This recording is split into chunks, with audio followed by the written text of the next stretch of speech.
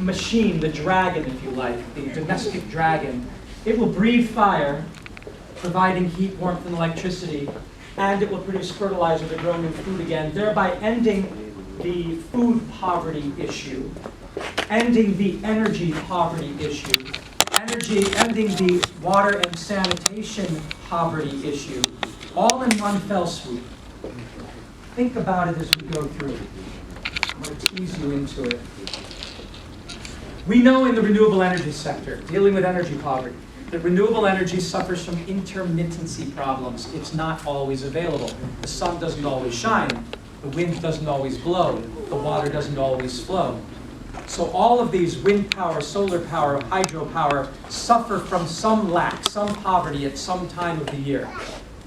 And this has created the impression that we can't rely on them and that we have to turn to stored sunlight in the form of fossil fuels or stored energy in the form of radioactive rocks because they're pooled energy, and that we have enough of them that we won't be impoverished hundreds to thousands of years, depending on which fuel we choose, whether it's oil or coal or radioactive rocks. A very dangerous way to think about it, but that's the idea, is take a block of huge concentrated energy and then disperse it to the people even as the population is growing. It doesn't quite work, as we've now found out. And with climate change and carbon dioxide and other toxins in the air, we see that it was a really bad decision. But the mantra was, you can't rely on the photons of the sun. You can't rely on the heat. You can't rely on the wind. You can't rely on the water. And then they had all sorts of arguments for why you couldn't drill into the earth to get geothermal steam. None of them make sense since we drill for oil. But leave that aside for a second. Plastic to oil still relies on the oil, and it's filthy. Emerging technologies are emerging, but not there. Garbage is all. You will always go to the bathroom. If you don't, you're dead. You will always have some kind of organic food waste because you're eating and you don't eat everything. There's going to be the lemon rind and the banana peel, and there's going to be the avocado pit, right? So there's always going to be food waste. And this is a sign of life and activity, that there's shit and there's food waste. They'll be with us until we go extinct, and long after we're gone, they will continue to be there for other organisms. So when we turn to garbage, we have a fundamental piece of the puzzle that sits right in the gut. It's the solar plexus. It's the core. We'll always have it. We'll never run out of it. We may not have enough to do all the fun things we want to do and have big plasma screen TVs and run roller coasters 24/7, whatever the entertainment we want. But to take care of the basics, we'll always have garbage because that's how the Earth has maintained its biosphere for millions and millions of years. It just recycles all materials. The fact that we've allowed garbage to be garbage, to grow and accumulate and not touched it is sort of bizarre. It's the low-hanging fruit. So I submit to you that this piece of the puzzle brings all the others suddenly into play. You've always got biogas and biofertilizer. And then when you don't have enough of it to do everything you want to do, you bring in the sun, you bring in the wind, you bring in the water, you bring in the geothermal. They can go in, they can come out, but that's always with us. That is why I get so excited about this core solution. Where do you start? What can you do? I suggest we all try getting into hot water. Now, the world is already in hot water, metaphorically. We're in trouble. But we never really think that hot water is what got us into trouble. The lack of, the poverty of hot water. Think about it. Civilized life depends on hot water. That's what we've been fighting about for so long. We use most of our kerosene, our charcoal, our oil, our nuclear rocks to heat water. What's a nuclear power plant? It's the world's most dangerous tea kettle. The world's most dangerous tea kettle. They take radioactive rocks, they turn them into fuel rods, they put them close together in a big pot of water, and it boils. And then that steam turns a turbine. Same as a coal or oil turbine, the same as geothermal, the same as using solar thermal, just boiling water. So getting water hot is humanity's fundamental problem for generating electricity. The early steam engines, now we use combustion engines that burn oil to drive pistons, but they're small. The big power plants are still making steam. They're making hot water. That's on an industrial level. On the domestic level, where are the problems? What are we killing people over? Does your bedroom use that much energy? Really? You could easily have a bedroom that's lit by a candle or a strip of LED lights, run it off a small solar panel, charge it with a bicycle generator or a hand generator. It's not the bedroom, it's not the living room. So where's the problem? The kitchen and the bathroom. Deadly spaces. Kitchens, as I've said back here, use most of the energy for cooking, for lighting, for cooling. The kitchen is what all these fossil fuels that we're fighting wars over is being used in. The bathroom. Lights, the heat for the shower, the heat for the bathtub. The bathroom and the kitchen. And they generate waste. Wastewater from kitchens and bathrooms is killing people. From bathrooms, it's cholera, claiming millions of lives. Typhoid, dysentery, because we flush our fecal material in water and send it out. Kitchens, food waste, attracting rats, attracting flies and other vermin, wild dogs, wild cats, things that can spread disease and cause nuisances, creating smells. It's the kitchen and the bathroom. And I submit to you that the kitchen, the bathroom, as that space, can be the best solution.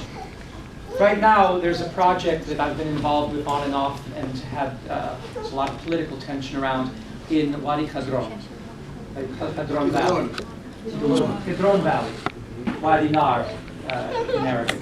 And the problem is that settlements that are being built, and we won't talk about the political and social issues dealing with the settlements, let's talk just environmentally. The settlements are flushing toilets and taking out garbage. And it's contaminating the water in the valley, and it's hurting or killing people. But we're all doing that. Every time we flush the toilet, even if we have good wastewater treatment systems like we have in New York, when there's this big rain, it washes over and spills into the Hudson River, and downstream communities are poisoned. We just can't keep up with the amount of shit and the amount of garbage that we're making if we're trying to move it from place to place and then treat it. Because we're treating it as if it's some kind of awful thing, which it can be.